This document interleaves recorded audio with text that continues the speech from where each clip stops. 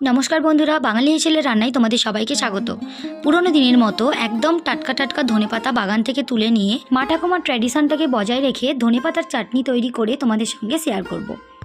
সাথে কিছু টিপসও থাকবে, তাই স্কিপ না করে পুরো ভিডিওটা ভালো করে দেখবে। এটা হলো আমাদের বাড়ির বাগান।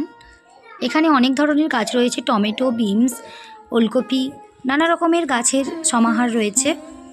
এছাড়া বিভিন্ন শাকও রয়েছে, তার মধ্যে ধনেপাতাটাও রয়েছে। তো এইখান থেকেই আজকে ধনেপাতা তুলব।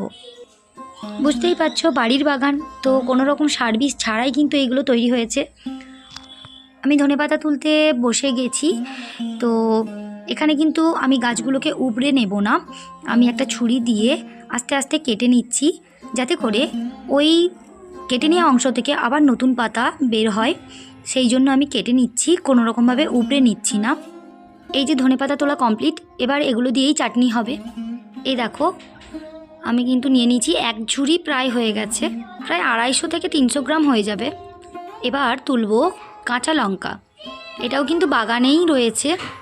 তো আমি তুলে নিচ্ছি এখান থেকে, মোটা মোটা দেখে তুলে নিচ্ছি, যেগুলো একটু দানা ভালো করে বসে গেছে সেইগুলো দেখে দেখে তুলছি।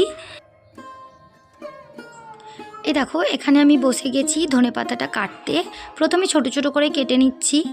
কেউ চাইলে মিক্সিতে ব্লেন্ড করে নিতে পারে, তবে আমি যেহেতু ট্র্যাডিশনালভাবে তৈরি করব, তাই শিলনোড়া দিয়েই আজকে বাটবো। তো তার আগে ধনেপাতাটাকে ভালো করে কেটে নিচ্ছি। কেউ চাইলে গোটা অবস্থাতেই ভালো করে ধুয়ে নিতে পারে, তারপর কাটতে পারে। তবে আমি প্রথমে কেটে নিচ্ছি, তারপর ধোবো। কিন্তু ধোয়ার পরে খুব ভালো করে জলটাকে ঝরিয়ে নিতে হবে। এখানে কাটা কমপ্লিট, এবার আমি এগুলোকে ধুয়ে নেব। ভালো করে ধুয়ে নিতে হবে, যাতে করে কোনো রকম নোংরা না থাকে। এবার দেখো এখানে কি কি মশলা লাগছে। এখানে একটা লেবু নিয়েছি, তেঁতুল নিয়ে নিয়েছি অল্প পরিমাণ, এছাড়া জিরে রয়েছে, ও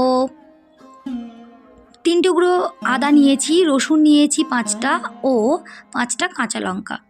এই তেঁতুলটা কিন্তু নিতে হবে, যেহেতু ট্র্যাডিশনটাকে ধরে রাখতে চাইছি, কারণ পুরনো তেঁতুলের স্বাদটাই আলাদা। তো সেই জন্য তেঁতুলটা অবশ্যই অ্যাড করছি।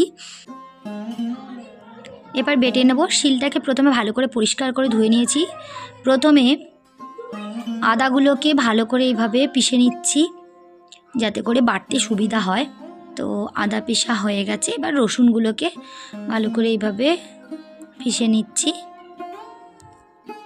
এতে করে বাটতে অনেকটা সহজ হয়।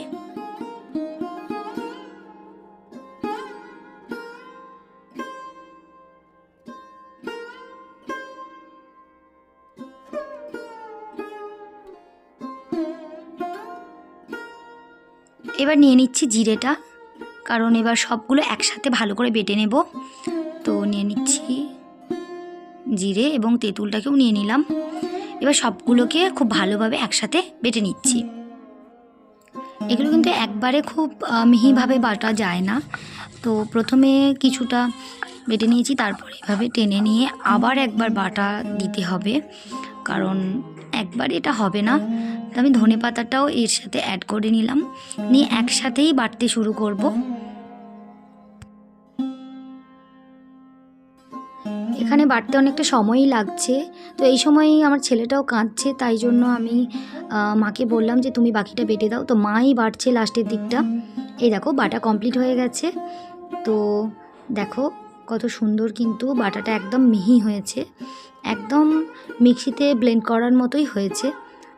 এবার এতে আমি অ্যাড করছি তেল। এই সর্ষের তেলটা দিলে এর ফ্লেভারটা বেশ ভালোই লাগে। এটা তবে কেউ চাইলে নাও দিতে পারে, আমার এই ফ্লেভারটা খুব দারুণ লাগে, তাই জন্য আমি দিয়েছি। এবার অ্যাড করছি লেবুটা নিংড়ে নিচ্ছি। একটাই পাতিলেবু আমি এখানে দিয়েছি, যেহেতু তেঁতুল আছে খুব টকের দরকার হয় না, তো লেবুটা একটাই দিয়েছি। এবার দিয়ে দিচ্ছি স্বাদ অনুযায়ী লবণ, এবং পুরো চাটনিটা খুব ভালোভাবে মিশিয়ে নিচ্ছি। এটা ভালোভাবে মেশানো হয়ে গেলেই ধনেপাতার চাটনি কিন্তু কমপ্লিট। ধনেপাতার চাটনি রেডি হয়ে গেছে, এবার এটাকে সার্ভ করলেই হবে। দেখো দেখতে কিন্তু দারুণ হয়েছে, খেতেও খুব টেস্টি হয়। তোমরাও আর দেরি না করে চটপট বানিয়ে ফেলো। ভালো লাগলে অবশ্যই একটা লাইক করো এবং অনেক অনেক শেয়ার করে দাও।